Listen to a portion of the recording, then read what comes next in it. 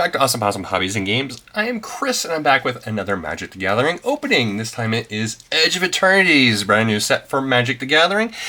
This particular Edge of Eternities bundle costs $59.99, and it comes with the following. It comes with an oversized spin-down life counter, which these are pretty cool. 5 traditional foil and 5 regular borderless celestial basic lands. Those are awesome. 9 14-card play boosters. That's not 10. An alternate art traditional foil emissary escort and a box. Let's go ahead and open up. Check out this bundle to see what I got. I want to stop and talk about those lands because they are pretty. They are pretty lands. Open the box.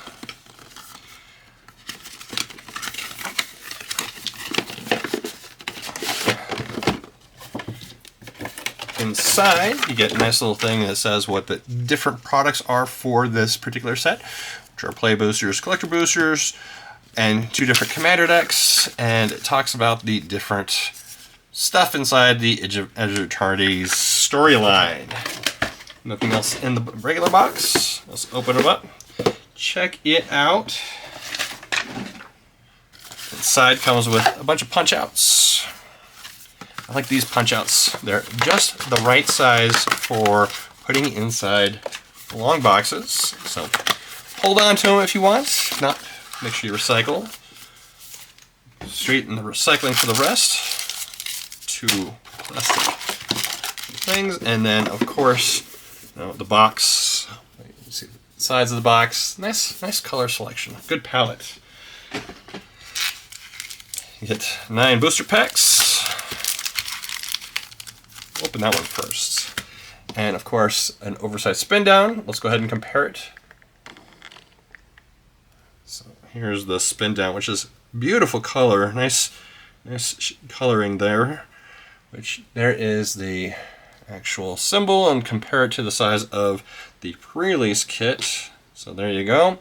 Side by side comparison. This one's about 25% larger. And let's go ahead and go on to these packs. So let's open up the non-foil ones first. Inside here, of course, you get 1 of each. There's the plains. Some nice looking plains. Island. I'm a fan of the islands. Swamps are nice. Mountains are cool. Forests are pretty dandy. And then regular plains. Regular islands. Swamp. Mountains, forest, and then on your turn in popular formats of Magic, which I've been playing for a while, so I'm just going to throw those in recycling onto the foil pack. Of course, these are already starting to pringle compared to the regular ones. See how much flatter those are? And this is just brand new release today, so that's stinky.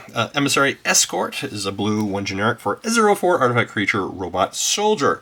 This creature gets +X/+0, where X is the greatest mana value among other artifacts you control, so it doesn't count itself. That plains is gorgeous. You can't really tell, well, I guess you can't tell how beautiful that foiling is. And the island, swamp, mountain, forests, the plains, the islands. Man, that island's gorgeous too. I wish that was in full art. Swampage, mountains, and forest. There we go. On to the packs. We got 9 packs to open.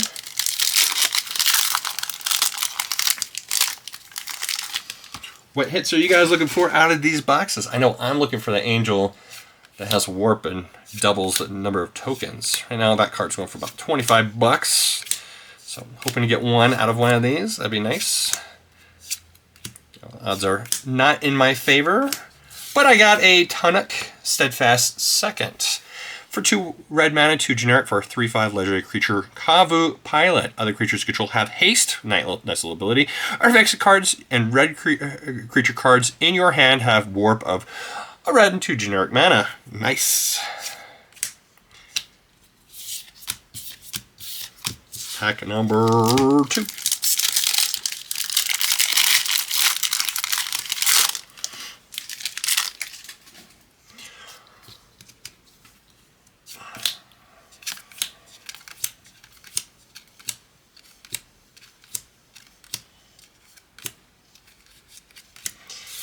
Stomping Ground. Full art. Nice. So this is one of the shock lands. They call it shock land because Stomping Ground is a land, counts as a mountain and forest. So it taps to produce a red and a green. As this land enters, you may pay 2 life. If you don't, this becomes tapped.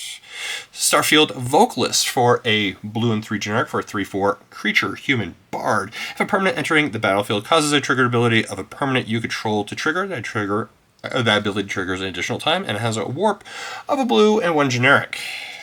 And of course, warp is you may cast this card from your hand for its warp cost. Exile this creature at the beginning of your next end step, and then you may cast it from exile on a later turn. Edge Rover. There we go. Pack number 3.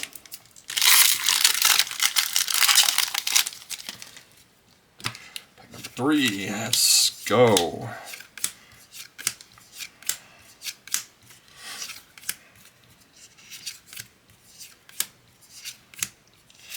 The rare is Weapons Manufacturing for a red and 1 generic for an enchantment. Whenever a non-token artifact you control enters, create a colorless artifact token named Munitions. When this token leaves the battlefield, it deals 2 damage to any target.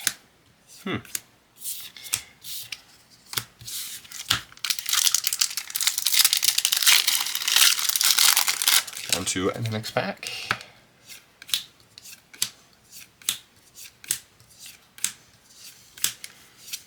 We got 5 more packs left after this one. And the rare is Loading Zone. Loading Zone is 1 green, 3 generic. It's an enchantment. If 1 or more counters will be put on a creature, spacecraft, or planet you control, twice that many of each of those kinds of counters are put on instead, and it has a warp cost of 1 green mana. Nice. Full art swamp. We'll never complain about that. Pack number 5. Pack number 5. About halfway there. There is a card that already has errata. I don't know if you've been paying attention, but Diplomatic Relations. They forgot a key phrase. For 1 green, 2 generic, it's an instant. Target creature gets +1/+0 and gains vigilance, and until end of turn, it deals damage equal to its power to target creature an opponent controls. Of course, the phrase that's missing on this card, which has already been errata, is target creature you control gets +1/+0 and gains vigilance until end of turn. So, not too different, but important difference.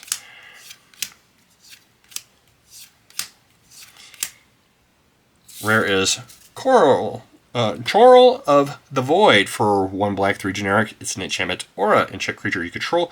Whenever an enchanted creature attacks, put target creature card from defending player's graveyard onto the battlefield under your control, tapped and attacking. Has Void at the beginning of your upkeep. Sacrifice this aura unless a non-land permanent left the battlefield this turn or a spell was warped this turn. Pack number 6. Pack number 6.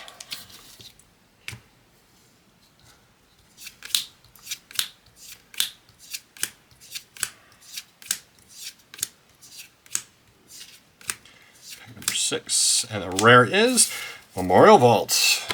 Memorial Vault is 1 red, 3 generic for an artifact. Tap, sacrifice another artifact. Exile the top X cards of your library where X is 1 plus the mana value of one of the sacrifice artifact.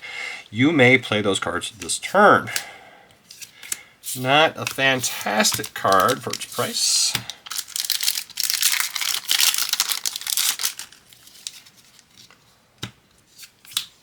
Pack number 7. How do you guys feel about 14 card booster packs? I know it's been a while.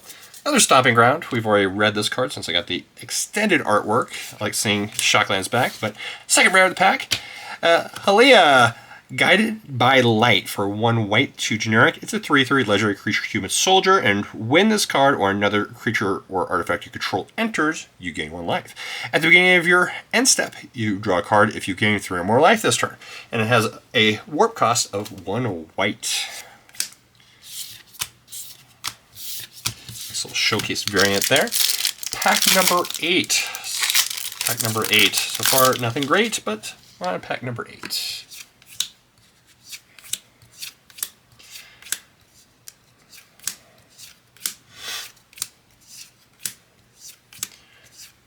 And the rare, another Memorial Vault. The card likes me. I'm not a fan of it. Forest, Lander, and Robot. And last pack, pack number 9. Come on, I need something spiffy here. So far, nothing fantastic. Pack number 9. Burgeoning. Nice. From the extra sheet for 1 green. Whenever it's an enchantment and whenever an opponent plays a land, you may put a land card from your hand onto the battlefield. Nice. And the rare Frenzied Baloth for 2 green mana for a 3/2 creature beast. This spell can't be countered. Trample haste. Creature spells you control can't be countered. Combat damage can't be prevented. Nice. Well, there you go. Hope you guys enjoyed this video. Until next time, hope you have a fantastic week. And remember to keep it rolling. And thank you for watching. If you enjoyed this video, please take the time to like the video and subscribe if you'd like to stay updated. Have a great day and keep them rolling.